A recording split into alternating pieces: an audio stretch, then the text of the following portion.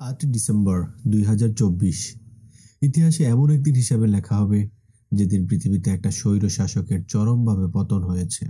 মধ্যপ্রাচ্য জুড়ে যতগুলো স্বৈরশাসক রয়েছে তার মধ্যে অন্যতম বড় নামটি হচ্ছে বাশার আল আসাদ, যে পতনে সারা পৃথিবীকে সত্যিকার অর্থে নাড়িয়ে দিয়েছে।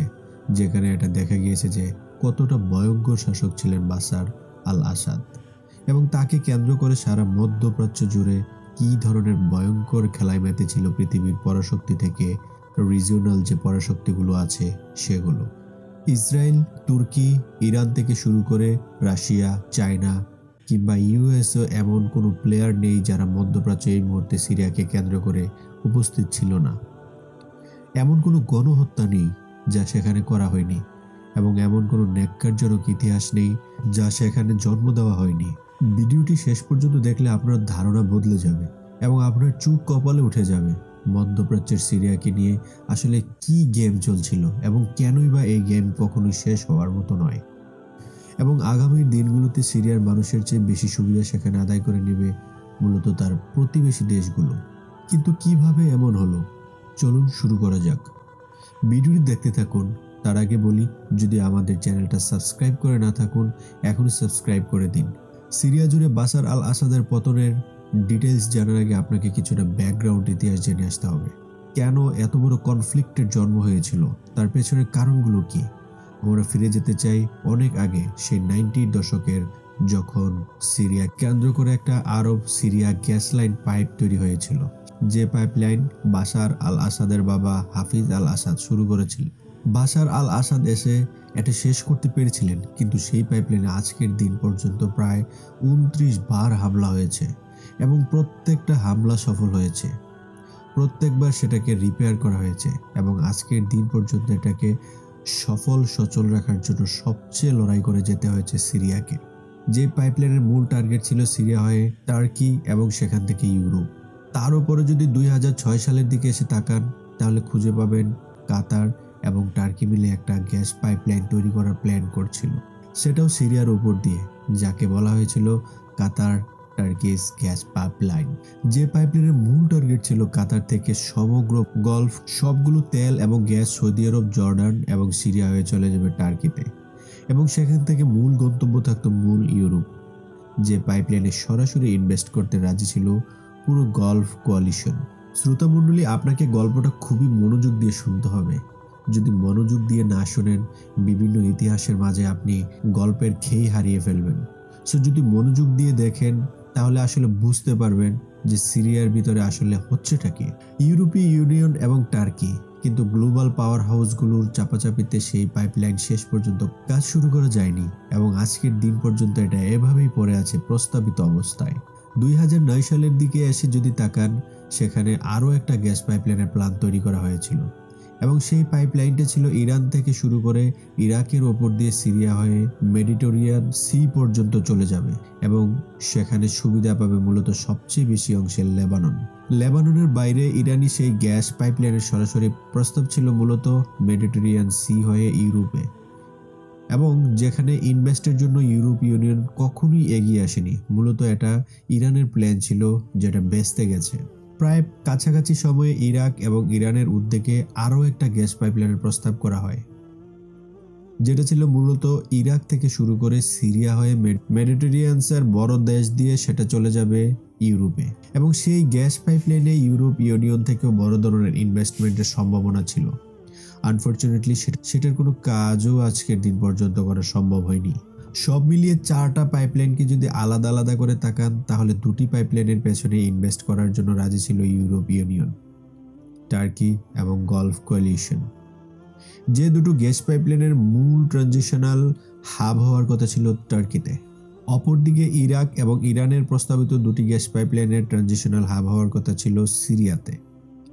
এবার যদি আপনি দৃশ্যটা ভালোভাবে তাকান তাহলে খুঁজে পাবেন টার্কি, গালফ কোয়ালিশন এবং ইউরোপীয় ইউনিয়নের যে গ্যাস পাইপলাইন, এটা প্রো ইস্টার্ন গ্যাস পাইপলাইন ছিল। ঠিক অপরদিকে ইরাক, সিরিয়া এবং ইরান সমর্থিত যে গ্যাস পাইপলাইন ছিল, সেটা ছিল মূলত গ্লোবাল সাউথের সমর্থনে। আলটিমেটলি সেখানে রাশিয়া এবং চায়না সমর্থন ছিল। প্রেসিডেন্ট বাশার আল আসাদ দীর্ঘ বিবেচনায় তিনি ট্রানজিশনাল হাব হিসেবে তৈরি হতে যাওয়া তার দেশের পাইপলাইন দুটোকে তিনি প্রস্তাবনায় নিয়েছিলেন। মূলত ইরাক এবং ইরানের পাইপলাইন দুটোকে তিনি গ্রহণ করেছিলেন এবং বাকি দুটো প্রস্তাবকে ইনডিরেক্টলি ডিনাই করেছিলেন, যার ফলাফল 2009 সালে অস্থিরতার শুরু, 2010 সালের আরব স্প্রিং বা আরব বসন্ত এবং 2011 সালে গৃহযুদ্ধ শুরু। 2009 পর্যন্ত যখন এত সব কর্মযজ্ঞ এখানে চলছিল, তখন পর্যন্ত সিরিয়া মূলত স্টেবল কান্ট্রি ছিল এবং 2010 সালে এসে এখানে শুরু হয়ে যায় আরব স্প্রিং। যে আরব স্প্রিং শুরু হতে না হতে সেখানে এটার রূপ নেয় 2011 সালের সিরিয়ান সিভিল ওয়ারে। সেই সিভিল ওয়ারের শুরু থেকে জন্ম নেয় মূলত ফ্রি সিরিয়ান আর্মি, আজকের দিনের সবচেয়ে বড় বিদ্রোহী গ্রুপ, যেটা মূলত সিরিয়াকে বাশার আসাদ বাহিনীর বিরুদ্ধে গত 14 বছর ধরে যুদ্ধ করে যেতে হচ্ছে। সময় যত বাড়তে থাকে সিরিয়াতে অস্থিতিশীলতা তত বেশি বাড়তে থাকে। একই সময় সেই সময়ে ইরাক যুদ্ধটা শেষ হওয়ার পথে রয়েছিল, কিন্তু ইরাককে কেন্দ্র করে আল কায়দা এবং আইএসআইএস এর অবস্থান তখন চরম তুঙ্গে ছিল। সেই সূত্র থেকে সিরিয়াতে মূলত সিভিল ওয়ারকে কেন্দ্র করে একের পর এক বিদ্রোহী জন্ম হতে থাকে এবং আজকের দিন পর্যন্ত এখানে কয়েকশো বিদ্রোহী একসাথে ফাইট করে যাচ্ছে, যার লিস্টটা অনেক লম্বা। সেই বিদ্রোহী গ্রুপগুলো সবচেয়ে প্রধান টার্গেট একটা, মূলত বাশার আল আসাদ। এই ভিডিও বোঝার জন্য আপনাকে বিদ্রোহী গ্রুপ এবং ফাইটিং করার অন্যান্য গ্রুপগুলো সম্পর্কে ক্লিয়ার একটা ধারণা থাকতে হবে এবং আন্তর্জাতিক শক্তিগুলো কে কাকে সমর্থন দিচ্ছে সেটাও আপনার জানতে হবে।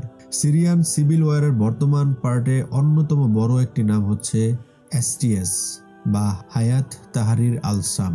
2011 সালে শুরু হওয়া সিরিয়ান সিভিল ওয়ারের প্রথম দিকের অন্যতম বড় নাম ছিল আল নুসরা ফ্রন্ট, যে আল নুসরা ফ্রন্টের অন্যতম আরেকটি নাম ছিল জাবাত ফাতেহ আল শাম। সেই আল নুসরা ফ্রন্ট বা জাবাত ফাতেহ আল শামের মধ্যে ইন্টারনাল কুন্দল শুরু হয়ে যায় এবং সেখান থেকে জন্ম নেওয়া হয় হায়াত তাহরির আল শাম। হায়াত তাহরির আল শামের বর্তমান প্রধানের নাম হচ্ছে আবু মুহাম্মদ আল জুলানি। আবু মুহাম্মদ আল জুলানির বেশ কিছু ইন্টারেস্টিং এবং ডেঞ্জারাস ফ্যাক্ট আছে, যার মধ্যে অন্যতম প্রধানটি হচ্ছে তিনি তার প্রথম ক্যারিয়ার শুরু করেছিলেন 2003 সাল পরবর্তী সময়ের আল কায়দার হয়ে ইরাকে। পরবর্তীতে যখন আল কায়দার ভেতর কুন্দল থেকে সৃষ্টি হয় আইএসআইএস, সেখান থেকে তিনি আইএসআইএস এ যোগ দেন এবং আইএসআইএস এর প্রধান পর্যন্ত হয়ে যান। ইরাকের সিভিল ওয়ার যখন তুঙ্গে, তখন 2011 সালে সিরিয়াতে সিভিল ওয়ার শুরু হয়ে যায় এবং সেখান থেকে তিনি সিরিয়ার আল নুসরা ফ্রন্টে যোগ দেন। দীর্ঘ সময় আল নুসরা ফ্রন্টে থাকার পর তিনি 2017 সালে এসে যোগ দেন হায়াত তাহরির আল শামের। আজকের দিনে আলেপ্পো থেকে হামা থেকে হোমস পর্যন্ত যতগুলো শহর বিদ্রোহী গ্রুপগুলো ক্যাপচার করছে, তার মূল প্রান্তে ছিল মূলত হায়াত তাহরির আল শামের লিডারশিপ এবং সেখানে আবু মুহাম্মদ আল জুলানির নাম সবচেয়ে বেশি উচ্চারিত। জুলানির হায়াত তাহরির আল শাম ও মূলত ইসলামের সুন্নি মতাদর্শের উপর ভিত্তি করে প্রতিষ্ঠিত হয়েছে এবং এটিও অন্যান্য দলগুলোর মতো সরাসরি রিসেপ তাইপ এরদোয়ানের অদৃশ্য কমান্ডে পরিচালিত হতো। হায়াত তাহরির আল শামের বাইরে এখানে আরও যুক্ত রয়েছে ইসলামিক স্টেট বা আইএসআইএস, এর সাথে যুক্ত রয়েছে আল কায়দা। আইএসআইএস এবং আল কায়দা মূলত যুদ্ধ করার কোনো নির্দিষ্ট অবজেক্টিভ নেই, তারা প্রায় সব পার্টির বিরুদ্ধে যুদ্ধ করেছে। এদের বিরুদ্ধে তুমুল যুদ্ধ যেমন বাশার আল আসাদ বাহিনীর হয়েছে, ঠিক একইভাবে সিরিয়ান ডেমোক্রেটিক ফোর্স এবং ফ্রি সিরিয়ান আর্মি দুটো গ্রুপের সাথে এদের তুমুলভাবে লড়াই হয়েছে। একইভাবে turkey, USA, Russia, Iran, Hezbollah সবার বিরুদ্ধে এদের যুদ্ধ হয়েছে। অন্যদিকে সবগুলো দলের বাইরে অন্যতম আরেকটা গ্রুপ রয়েছে সিরিয়ান নর্দার্ন পার্ট জুড়ে, যেটি মূলত হচ্ছে সিরিয়ান ডেমোক্রেটিক ফোর্স। এই গ্রুপের মূল স্পন্সর হচ্ছে মূলত সারা পৃথিবীর কুর্দিরা। এই কুর্দিদের তালিকায় রয়েছে টার্কিশ কুর্দি, ইরাকি কুর্দি, ইরানি কুর্দি এবং সিরিয়ায় অবস্থিত যত কুর্দি রয়েছে তারা সবাই। সহজ কথা, পিকেকে, ওয়াইপিজি, ওয়াইপিজে, পিওয়াইডি কিংবা ওয়াইজেপি অথবা এমন যত গ্রুপ আপনি দেখতে পাচ্ছেন কুর্দি সংখ্যাগরিষ্ঠতা, তার সবগুলো গ্রুপের সমর্থন এই একটা গ্রুপের প্রতি রয়েছে। কুর্দি সমর্থিত সিরিয়ান ডেমোক্রেটিক ফোর্সের শত্রুর তালিকাটা বিশাল। তাদের শত্রু যেমন বাশার আল আসাদ, একইভাবে তাদের শত্রু সিরিয়ান ন্যাশনাল আর্মি অথবা প্রি সিরিয়ান আর্মি। একইভাবে টার্কির প্রেসিডেন্ট রিসেপ তাইয়েপ এরদোগান সরাসরি উল্লেখযোগ্য। এই বড় গ্রুপগুলোর বাইরে যদি আপনি খুঁজতে চান, সিরিয়াতে সত্যিকার অর্থে এই মুহূর্তে যুদ্ধে জড়িয়ে আছে অত্যন্ত কয়েকশো গ্রুপ, যে গ্রুপগুলো ছোট ছোট আকারে বিভিন্ন গ্রুপের আন্ডারে কাজ করে যাচ্ছে, যার লিস্ট ঘাটলে আপনি শেষ করতে পারবেন না। যে কারণে আমি শুধু সামনে লিডিং পর্যায়ে যে গ্রুপগুলো রয়েছে তাদের পরিচয়টা এখানে তুলে ধরেছি। বিভিন্ন গ্রুপের হয়ে লড়ে যাওয়া এই গ্রুপগুলো সব মিলিয়ে 4টা ভাগে ভাগ করা যায়, যার প্রথমটাই হচ্ছে সিরিয়ান আরব রিপাবলিক, যেটা মূলত আসাদ এলাই, এবং পরেরটাই হচ্ছে সিরিয়ান অপোজিশন পার্টি, যেটা মূলত Turkish ally. Ottomans administration of north and east সিরিয়ার, যার সব প্রান্তে রয়েছে মূলত সিরিয়ান ডেমোক্রেটিক ফোর্স, আর চতুর্থতে রয়েছে সিরিয়ান সেলাফি জিহাদিস্ট অর্গানাইজেশনগুলো, যেখানে al Qaeda, al Nusra front এবং আইএস এর মতো গ্রুপগুলো রয়েছে। মোটামুটিভাবে সিরিয়ার মানচিত্রের ভেতর এই গ্রুপগুলোর বাইরে সবচেয়ে বড় ইন্টারন্যাশনাল অনেকগুলো শক্তি এখানে যুক্ত হয়ে গেছে, যার মধ্যে প্রথম নামটি হচ্ছে United state of America, turkey, Russia, Iran, লেবাননের হিজবুল্লাহ, মধ্যপ্রাচ্যের ক্যান্সার ক্ষেত্র ইসরায়েল, পুরো গলফ কোয়ালিশন, যে গলফ কোয়ালিশনে রয়েছে সৌদি আরব, কাতার, ইউএই, বাহরাইন, কুয়েত এবং গলফ কোয়ালিশনের বাইরে একমাত্র দেশ জর্ডান। বাশার আল আসাদ বাহিনীকে যদি ফলো করেন, তাহলে বাশার আল আসাদ বাহিনীকে সহযোগিতা করে যাচ্ছে মূলত 3টি দেশ। সেই 3টি দেশের প্রথমটি হচ্ছে রাশিয়া, এবং পরেরটি ইরান, এবং এরপরেটি রয়েছে মূলত হিজবুল্লাহ লেবাননে। উল্লেখযোগ্য 3টি দেশের বাইরে বাশার আল আসাদ বাহিনী কিছুটা সহযোগিতা পায় মূলত ইরাক থেকে।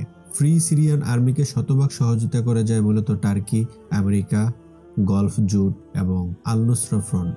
আর যে সিরিয়ান ডেমোক্রেটিক ফোর্স এখানে দেখতে পাচ্ছেন, সেই সিরিয়ান ডেমোক্রেটিক ফোর্সকে সহযোগিতা করে শুধুমাত্র United state of America, Israel এবং ইউরোপীয় ইউনিয়ন। সিরিয়ার ওয়েট জোনের সহযোগিতার দিক থেকে অন্যতম কি রোল প্লে করে যাচ্ছে মূলত ইসরায়েল।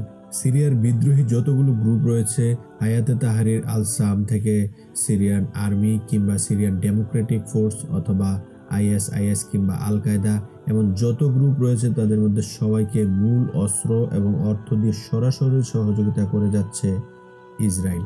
ইসরায়েলের উদ্দেশ্য এখানে এটা নয় যে কে কতজন মানুষ মারতে পারছে, ইসরায়েলের উদ্দেশ্য সিরিয়াকে কতটা অশান্ত রাখা যায় এবং কিভাবে সিরিয়াকে ভেঙে টুকরো টুকরো করা যায়, আর সেগুলো ফ্রন্টে দেখানো হয় না।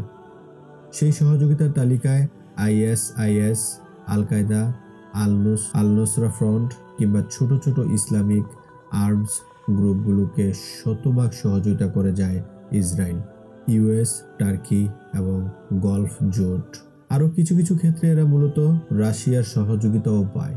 এবার আসে যুদ্ধের ফিল্ডে কে কার বিরুদ্ধে যুদ্ধ করে যাচ্ছে এবং কে কার শত্রু বনে গিয়েছে এবং কিভাবে। 2011 সালে সিরিয়ান সিভিল ওয়ার শুরু হওয়ার পর থেকে এটা মূলত সারা পৃথিবীর বড় শক্তিগুলোর জন্য একটা কমপ্লিট যুদ্ধক্ষেত্র পরিণত হয়েছে। সেই যুদ্ধক্ষেত্রে 2014 সাল পর্যন্ত পুরো ছন্নছাড়া অবস্থায় চলছে বাশার বাহিনী। একসময় এমন অবস্থা হয়েছে যে তাদের নিয়ন্ত্রণে ছিল মাত্র 10% এরিয়া সারা সিরিয়া জুড়ে, যার বেশিরভাগ অংশ দখল করে নিয়েছে আল কায়দা, আইএস, ফ্রি সিরিয়ান আর্মি কিংবা সিরিয়ান ডেমোক্রেটিক ফোর্স আরও অন্যান্যরা। 2014 সালের শেষের দিকে এসে সেই সময় সিরিয়ার বাশার আল আসাদ বাহিনীকে সহযোগিতা করতে এগিয়ে আসে মাত্র 2টি গ্রুপ। প্রথমটি হচ্ছে ইরান, তারপরেরটি হচ্ছে হিজবুল্লাহ এবং ইরানের সহযোগিতায় যখন বাশার বাহিনী ফাইট ব্যাক করতে শুরু করে, তখন তাদের মূলত সবচেয়ে বেশি দুর্বল পজিশন ছিল এয়ার পাওয়ারে, যে এয়ার পাওয়ারের জন্য তারা ধর্ণা দেয় রাশিয়ার কাছে, এবং 2016 সালে এসে রাশিয়া এই যুদ্ধক্ষেত্রে যুক্ত হয়ে যায়, বাশার বাহিনীকে উদ্ধার করে এবং পুরো সিরিয়ার 65% এরিয়া দখলমুক্ত করে পুনরায়। রাশিয়া, ইরান এবং হিজবুল্লাহ এই 3টি গ্রুপ বাশার বাহিনীর হয়ে যুদ্ধ করছে মূলত সিরিয়ান ডেমোক্রেটিক ফোর্সের বিরুদ্ধে, প্রি সিরিয়ান আর্মির বিরুদ্ধে, আল নুসরা ফ্রন্টের বিরুদ্ধে, আইএস এর বিরুদ্ধে এবং আল কায়দার বিরুদ্ধে। একই জায়গায় United state of America, golf জোট, ইসলামিক গ্রুপ এবং আল নুসরা ফ্রন্ট, এরা সবাই যুদ্ধ করেছে মূলত আইএস এবং আল কায়দার বিরুদ্ধে। আর এই পুরো যুদ্ধের সবচেয়ে ক্রিটিক্যাল পজিশন মূলত হচ্ছে টার্কি, যে টার্কি সরাসরি বাশার আল আসাদ বাহিনীর বিরুদ্ধে যুদ্ধ করেছে, সিরিয়ান ডেমোক্রেটিক ফোর্সের বিরুদ্ধে যুদ্ধ করেছে। কৌতূহলভাবে টার্কি কোনো ধরনের বম্বিং আইএস এবং আল কায়দার বিরুদ্ধে না করলেও কিছু সময় তারা বম্বিং করেছে আল নুসরা ফ্রন্টের বিরুদ্ধে। টার্কির এমন পজিশন এখানে কনফিউশন জন্ম দিয়েছিল সারা পৃথিবীতে, যে টার্কি আসলে কার বিরুদ্ধে যুদ্ধ করে যাচ্ছে। এবার আপনি যদি এখানে ভালো করে তাকান তাহলে টার্কির শত্রু হচ্ছে মূলত কুর্দি এবং বাশার আল আসাদ। এর বাইরে অল্প কিছু বিদ্রোহী গ্রুপ টার্কির সফট পাওয়ারফুল শক্তিতে পরিণত হয়েছিল। অপরদিকে আমেরিকার জন্য শুধুমাত্র কুর্দি ছাড়া বাকি সবাই ছিল তার শত্রু। বাশার আল আসাদ থেকে শুরু করে আল নুসরা ফ্রন্ট, আইএস এমনকি যতগুলো বিদ্রোহী গ্রুপ রয়েছিল তারা সবাই ছিল মূলত আমেরিকার শত্রু। বাস্তবতার এই খেলায় ইসরায়েলের মূলত লিখিত কোনো শত্রু ছিল না, একমাত্র বাশার আল আসাদ ছাড়া। ইসরায়েল যেমন কুর্দিদের সমর্থন দিয়ে গেছে, তেমনি বিদ্রোহী গ্রুপগুলোর অন্যান্য যত দল রয়েছে তাদের অন্যদেরকেও সমর্থন দিয়ে গেছেন। ইভেন ফান্ডিং থেকে শুরু করে ট্রেনিং পর্যন্ত, ইভেন অস্ত্র সাপ্লাই পর্যন্ত তারা সব কিছু ইসরায়েল দিয়ে গেছে সবাইকে। আর পুরো যুদ্ধক্ষেত্রে ইরান এবং রাশিয়ার শত্রু খুবই চিহ্নিত করা ছিল। যারা মূলত বাশারের শত্রু তারা সবাই ইরানের এবং রাশিয়ার শত্রু। এবার পুরো ইস্যুকে যদি ভালোভাবে তাকান তাহলে আপনি খুঁজে পাবেন সিরিয়াকে কেন্দ্র করে প্রো ওয়েস্টার্ন ভার্সেস গ্লোবাল সাউথের যে গ্যাস পাইপলাইন ছিল, সেই গ্যাস পাইপলাইন কেন্দ্রিক শক্তিগুলো সিরিয়ার যুদ্ধক্ষেত্রে ঠিক আগের মতোই আছে। সেখানে গ্লোবাল সাউথের এলাই ছিল রাশিয়া, ইরান, বাশার আল আসাদ এবং হিজবুল্লাহ। ঠিক একইভাবে তাদের সমর্থন দিয়ে গিয়েছিল চায়না। ঠিক একইভাবে ইসরায়েল, টার্কি, গলফ, ইউরোপীয় ইউনিয়ন এবং আমেরিকা মিলেছিল প্রো ইস্টার্ন পাইপলাইন এবং ওয়ারফিল্ডেও তারা ঠিক একইভাবে গ্লোবাল সাউথের বিরুদ্ধে লড়াই করে দেয়। ঠিক এই জায়গায় এসে আপনার মনে প্রশ্ন জাগবে, সেলাফি জেহাদি যতগুলো গ্রুপ ছিল তারা আসলে কি করছে এতদিন? সহজ ভাষায় যদি উত্তর দিতে হয় তাহলে একটা স্বাধীন সার্বভৌম দেশের ওপর যে কোনো কারণে আপনি আক্রমণ করতে পারেন না, এবং ইউরোপীয় ইউনিয়ন থেকে শুরু করে প্রো ইস্টার্ন পাইপলাইনের শক্তিগুলো সেখানে আক্রমণ করার কোনো অজুহাত ছিল না, যার প্রথম অজুহাত হিসেবে দাঁড় করিয়েছিল আরব স্প্রিং। এবং আরব স্প্রিংকে কেন্দ্র করে এখানেই তৈরি হয়ে গেছে আল কায়দা, আইএস, আল নুসরা ফ্রন্ট থেকে শুরু করে আজকের দিনের STS। এরা মূলত পুরো বিষয়টাকে ধরে রেখেছে গত 14 বছর ধরে। প্রো ইস্টার্ন শক্তিগুলোর হয়ে লড়াই করেছে মূলত সিরিয়ার মাটিতে, সিরিয়ার মানুষের বিরুদ্ধেই। ভুলে যাওয়ার কথা নয়, আসাদ এবং ইরানের রেজিমের হাতে যেভাবে সিরিয়ার মানুষ হত্যা হয়েছে, ঠিক একইভাবে আল কায়দা, আইএস এবং আল নুসরা ফ্রন্টের হাতেও সিরিয়ার মানুষের গণহত্যার শিকার হয়েছে। এই গণহত্যা এবং সিরিয়ান সিভিল ওয়ারকে গত 14 বছর ধরে টেনে নেওয়ার জন্য প্রো ওয়েস্টার্ন শক্তিগুলো মধ্যপ্রাচ্য জুড়ে সাধারণ সিভিলিয়ানদের সবচেয়ে বেশি ডিভাইডেড করেছে, তাদের দুটো ট্যাবলেট খাইয়ে। যার প্রথমটাই ছিল শিয়া সুন্নি ডিভাইডেশন এবং পরেরটা হচ্ছে মুজাহিদিন বা মুজাহিদিনের হাত ধরে খেলাফত প্রতিষ্ঠা। যে মুজাহিদিনের পেছনের শক্তি মূলত আল কায়দা, আইএস এবং আল নুসরা ফ্রন্টের মতো কিলিং স্কোয়াডগুলো কাজ করে যাচ্ছে। আরও যদি ডিপলি রিসার্চ করতে চান তাহলে আপনি খুঁজে পাবেন সিরিয়ান মুজাহিদিনদের বর্তমান সময়ের বেশিরভাগ অংশই মূলত উজবেকিস্তান, কাজাকিস্তান এবং উইগুর থেকে আসা বিচ্ছিন্ন আর্ম গ্রুপের সদস্যগুলো মুজাহিদিন নামের এই শব্দের সাথে সবচেয়ে বেশি অংশে জড়িয়ে আছে। মূলত ইসরায়েল লিঙ্কড, ইসরায়েল টাকা এবং ইসরায়েল অস্ত্র। আপনি যদি ডিপলি খুঁজতে চান তাদের কৌশলগত গিয়ার পর্যন্ত এখানে ইসরায়েলি। এখানে আমি খুব বেশি কিছু বলবো না, শুধু একটা প্রশ্নের উত্তর আপনারা আমাকে দিয়ে যাবেন যদি সম্ভব হয়।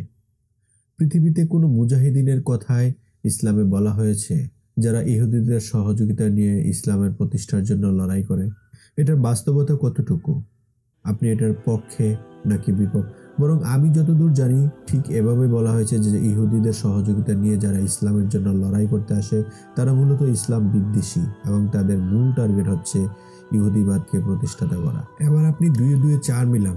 14 বছর ধরে বিদ্রোহী গ্রুপ থেকে শুরু করে জিহাদিস গ্রুপগুলো যে লড়াই করছিল, সেই সুযোগটা তাদের হাতে স্ট্রংলি চলে এসেছিল যখন ইরান গাজা এবং লেবানন ওয়ার নিয়ে বিধ্বস্ত অবস্থায় প্রায়। ঠিক একই জায়গায় ইউক্রেন ওয়ার নিয়ে রাশিয়াও বিধ্বস্ত।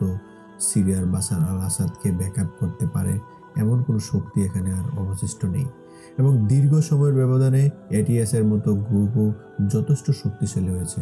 এবং টার্কির হাত ধরে সব ধরনের অস্ত্র ইসরায়েলের সহযোগিতায় আলেপ্পোতে এসে জমা হয়ে গেছে।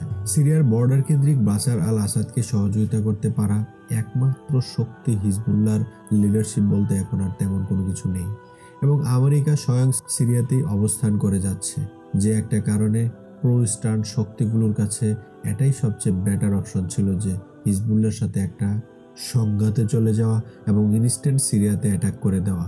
নিশ্চিতভাবে বলা যায় প্রো ইস্টার্ন শক্তিগুলো যতটা অ্যাকুরেট প্ল্যান করেছে তার সে অ্যাকুরেট রেজাল্ট চলে এসেছে, এবং কোনো ধরনের বড় ধরনের কিছু ছাড়াই বাশার আল আসাদ পালিয়ে যেতে বাধ্য হয়েছে। আপনার ক্লিয়ার মনে থাকার কথা, আলু থেকে যখন হামার দিকে বিদ্রোহীগুলো এগিয়ে যাচ্ছিল তখন এরদোগান সরাসরি ওপেন ফিল্ডে এই প্রতিশোধের পেছনে জড়িত থাকার কথা স্বীকার করেছেন। একই অবস্থা আপনি দেখেছেন নেতানিয়াহু খুব দ্রুত লাইভে এসে বিদ্রোহী গ্রুপগুলোকে কংগ্রেচুলেশন জানিয়েছেন এবং আসাদ পালানোর পেছনে তার ক্রেডিট নিতে একটিও দেরি করেননি। এই ধরনের উদযাপন এবং উদ্দীপনা আপনি দেখতে পেয়েছেন আমেরিকা এবং ইউরোপীয় ইউনিয়নের সবগুলো দেশের মধ্যে। এই প্রেক্ষাপটে এসে যদি আপনি তাকান সিরিয়ার দিকে, তাহলে আপনার মনে হওয়ার কথা যে রেভলিউশনের আজকের দিনে সিরিয়া মুক্ত হয়ে গেছে।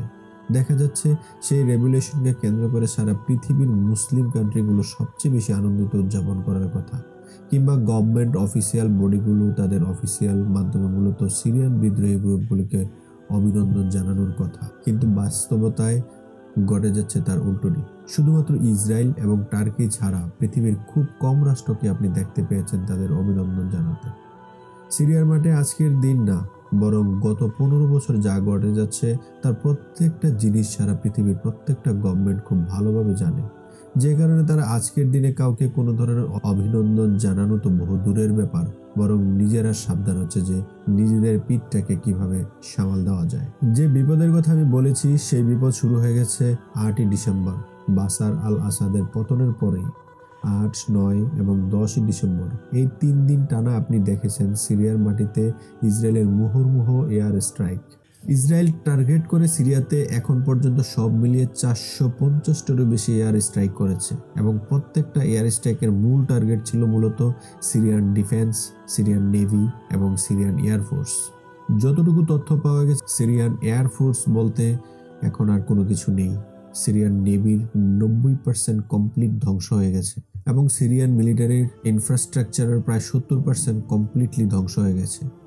ঘটনা এখানেই শেষ নয়, বরং সিরিয়াতে ইসরায়েল টার্গেট করেছে গভর্নমেন্ট ডাটা সেন্টারগুলোতে, যার প্রথম টার্গেট হিসাবে ইসরায়েল অ্যাটাক করেছে সিরিয়ান পাসপোর্ট ডাটা সেন্টার পুরোটাতে। খবর এটাও পাওয়া গেছে যে সিরিয়ান সিটিজেন চার্টারের সব কিছুই তার ধ্বংস করে দিয়েছে, এবং আর আলটিমেট মানে হচ্ছে সিরিয়ান নাগরিককে সেটা এখন আর আপনি নির্ধারণ করার জন্য আপনার কাছে সত্যিকার অর্থে খুব ভালো কোনো ডাটা নেই, যে সুযোগটা নেবে মূলত ইসরায়েলি মোসাদ, এবং এখানে এসে সিরিয়ার নাগরিক হিসাবে বাসা বাঁধবে এবং আগামী দিনগুলোতে সিরিয়ার উপর বিরাট আকারের ঝুড়ি ঘুরাবে। ইসরায়েলের পরবর্তী টার্গেটে মূলত সিরিয়ান সায়েন্টিফিকদের টার্গেট করেছে এবং প্রত্যেকটা এরিয়া ধরে ধরে সায়েন্টিস্টদের হত্যা করে যাচ্ছে, যে তালিকায় microbiologist, nuclear scientist, chemical scientist থেকে শুরু করে ইউরোসায়েন্স নিয়ে পর্যন্ত গবেষণা করেন এমন সবাইকে তারা হত্যা করে যাচ্ছে। এখানে তো শুধু দেখতে পাচ্ছেন সিরিয়াকে মেধাশূন্য করা এবং সিরিয়ার ডেটা সেন্টারকে কমপ্লিটলি ধ্বংস করা এবং সিরিয়ার মিলিটারি যে ইনফ্রাস্ট্রাকচার তা ধ্বংস করে দেওয়া, কিন্তু এরপরও গেম থেমেনি, বরং সিরিয়ার সাউদার্ন বর্ডারের গোলান হাইট এরিয়া থেকে শুরু করে লেবানন বর্ডার হয়ে দামেস্কের দিকে এগিয়ে আসছে ইসরায়েলি সেনাবাহিনী।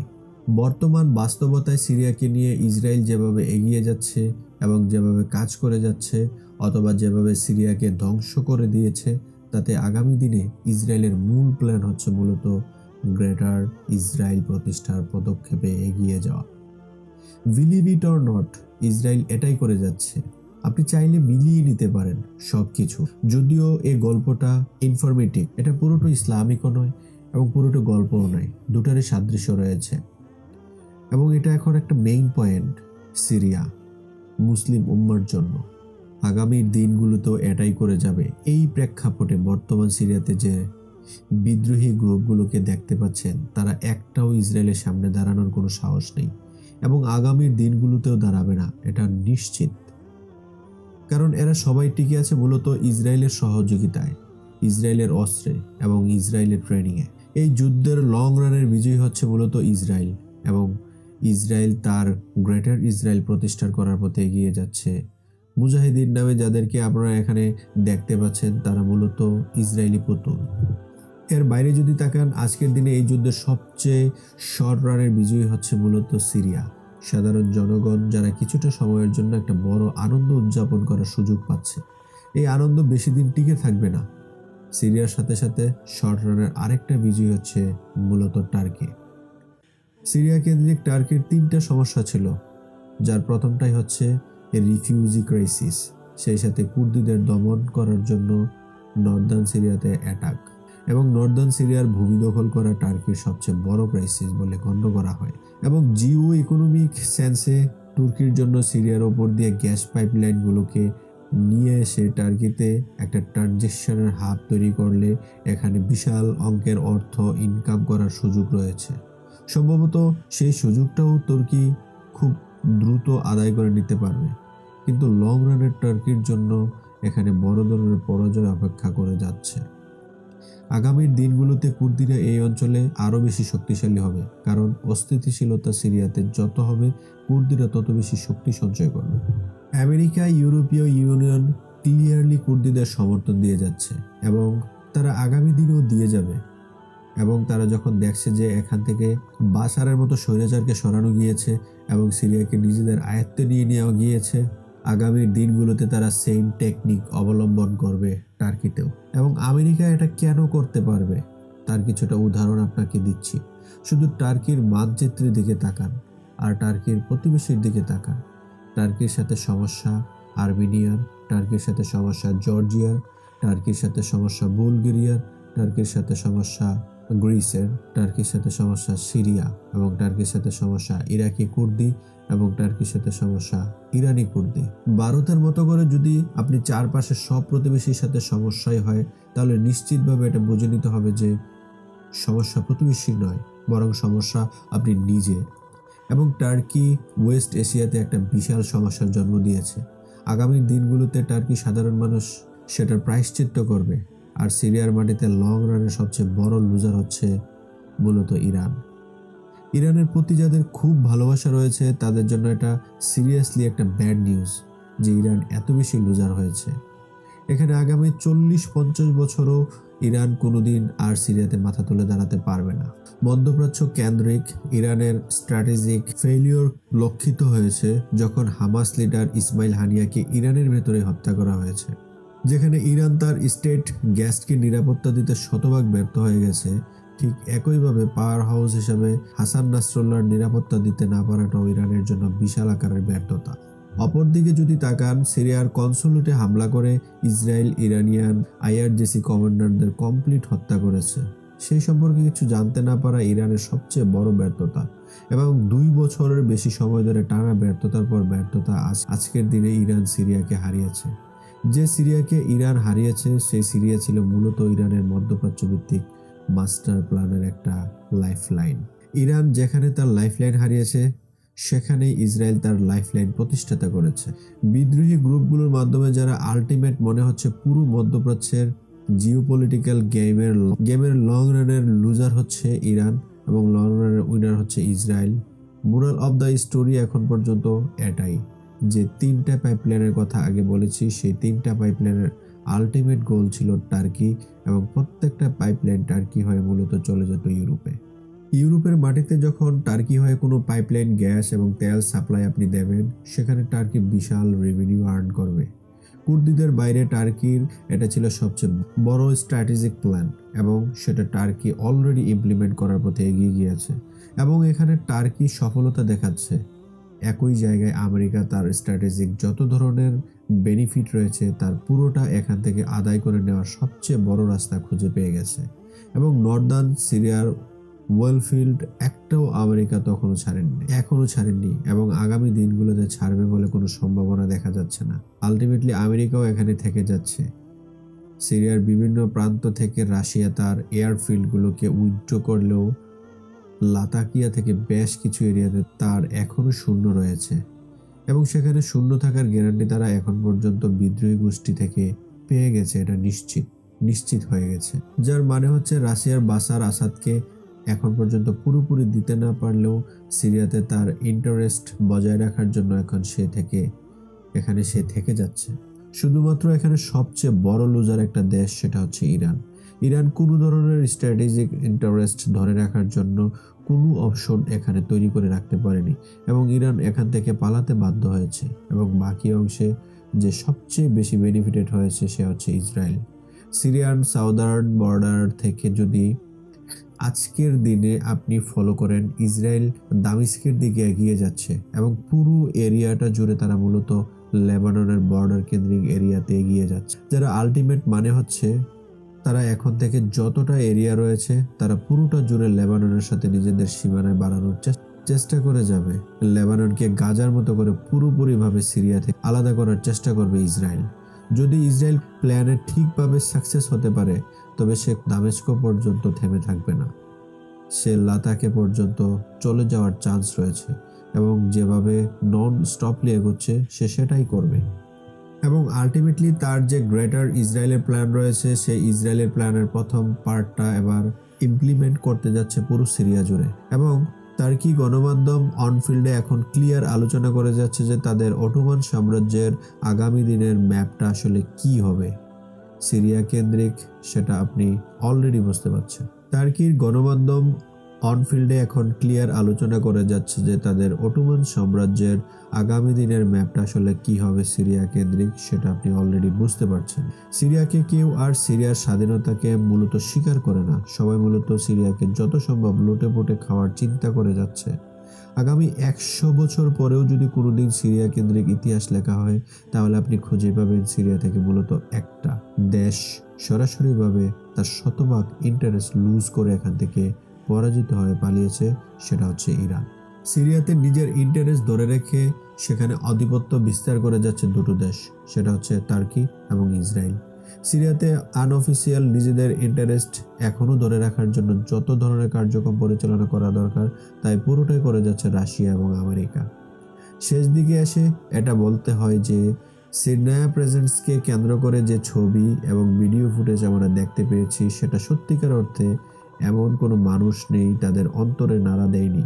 এতটা ভয়ঙ্কর ছবি হয়তো মধ্যপ্রাচ্যে খুব কম বেশি জন্ম দিতে পেরেছে। বাশার আল আসাদের বাবা থেকে শুরু করে যত ধরনের জেলবন্দি ছিল তাদের সবাইকে মূলত এই এক জায়গায় পাওয়া গেছে। ধারণা করা হচ্ছে পুরো এক জেলে সব মিলিয়ে প্রায় 1,50,000-এরও বেশি মানুষ ছিল এবং তাদের সবাইকে এখানে বিভিন্ন রাজনৈতিক কারণে এনে বন্দী করা হয়েছে। এই কারাগারে এমন অনেক বন্দীদের পাওয়া গেছে যারা কোনোভাবেই সিরিয়ার নাগরিক নয়। কেউ ছিল জর্ডানের নাগরিক, কেউ ফিলিস্তিনি নাগরিক, কেউ আবার লেবাননের নাগরিক। খারাপের মধ্য দিয়ে যে সূচনা হয়েছে সেটা যদি কোনোভাবে ভালো কোনো রেজাল্ট এনে দিতে পারে তবে মুসলিম উম্মার চেয়ে আর বেশি খুশি হয়তো কেউ হবে না। কিন্তু যে অ্যানালাইসিস আমি দিয়েছি কিংবা যে ডেটা আমি দেখতে পাচ্ছি আগামী দিনগুলোতে হচ্ছে সিরিয়াস, অথবা যেভাবে আগামী দিনগুলোতে সিরিয়া সেখানে শান্তি নয় বরং অশান্তি হওয়ার সম্ভাবনা সবচেয়ে বেশি। যেমনটা আমেরিকা ইরাক যুদ্ধের পর ইরাকের সাধারণ মানুষ খুব প্রফুল্ল ছিল, অনেক বেশি আনন্দ করেছে, কিন্তু 5 বছর যেতে না যেতেই তারা রিয়েলাইজ করেছে যে ইরাক আর তাদের হাতে নেই এবং আজকের দিন পর্যন্ত ইরাক আসলে ইরাকিদের হাতে নেই। সিরিয়া নতুন ইরাকে পরিণত হয়েছে, এটা মোটামুটি নিশ্চিত। আগামীর দিনগুলোতে সেটা কতটা ভয়াবহ হবে সেটা হয়তো আমাদের কল্পনার বাইরেও চলে গিয়েছে, কারণ একদিক থেকে টার্কি, আরেক দিক থেকে ইসরায়েল, মধ্যখানে রাশিয়া এবং আমেরিকা সবাই মূলত এখন সিরিয়াকে খেয়ে নেওয়ার চেষ্টা করে যাচ্ছে শতভাগ।